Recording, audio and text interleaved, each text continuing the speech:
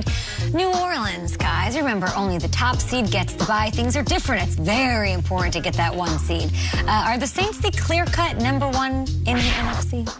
That's a tough question because every team in the NFL outside of the Pittsburgh Steelers, they have a loss on their record that leaves you scratching their head. So when you look at Drew Brees, him being out, now Taysom Hill in, Jameis on the sideline, when is Brees going to come back?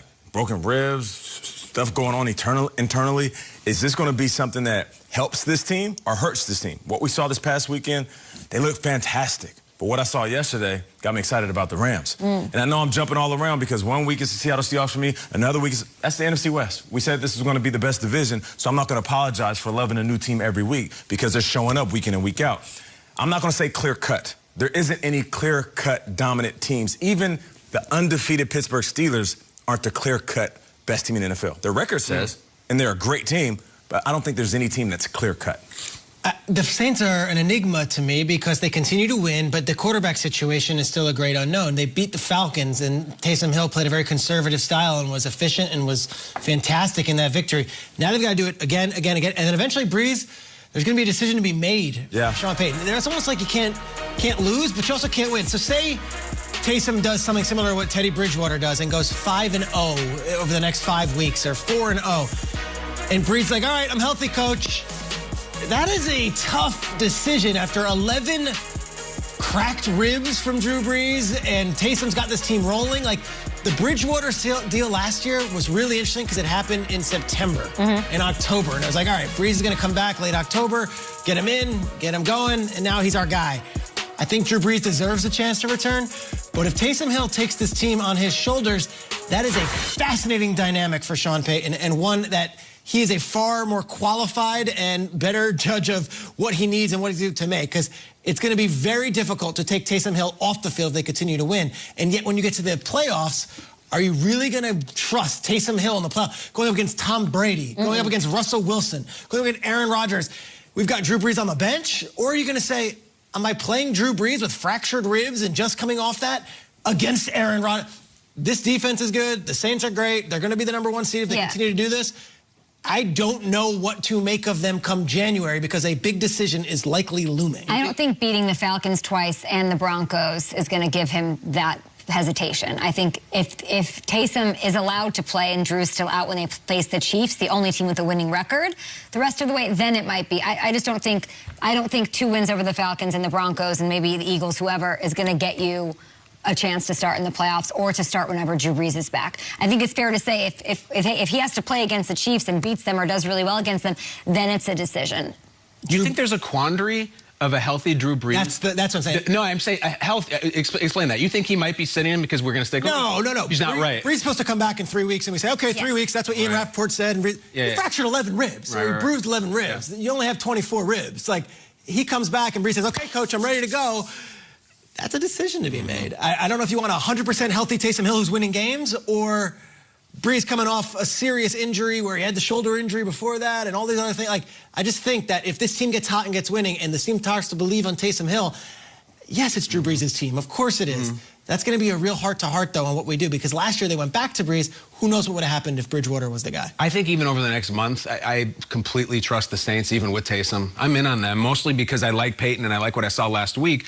I just don't like the NFC. Like, I'm looking at this proud conference and the George Halas Trophy and all the... Who's good? I like the Rams a lot. Never mind who's good. Who's great? Yeah, that's it. The Saints are great, I think, even with Taysom. And I think the Rams are getting great. But just a quick whip around. Packers, the Bears, nope. The NFC East, ridiculous. The Buccaneers in the South, like, who is jumping out is right now like, I'm into them. Last night you watched the Rams. Are you like, Rams? I'm not. I am. You think Rams got it? Yeah, I'll tell you why. I think right now is such a fun part of the NFL season because this is when you want to start looking about who's getting hot and who's playing well. Never mind the last couple of months, and everyone will be doing it in 3 weeks from now. Do it now. Look right now before you come down the stretch about who's playing defense, who's moving the ball up and down the field. I know Goff was a little shaky in the second half. We know what Goff is bringing to the table. What their defense is doing, I'm into them. I think they're going to win the conference, or rather the division. We'll see about the conference. Pick your team now. because this is when they get hot before December. I think it's critical. And other than the Saints and Rams, there's nobody I love in the NFC, and I love those two teams. Broncos, Falcons, Eagles, Vikings, Panthers. That's the schedule for the Saints and the Chiefs. It's good. Regular season's not the problem, right? Yeah. Like the Saints, we know what their expectation is. What's great about the Saints is an embarrassment of riches, because last year when Drew Brees was out and he came in, just, vision him walking into the huddle.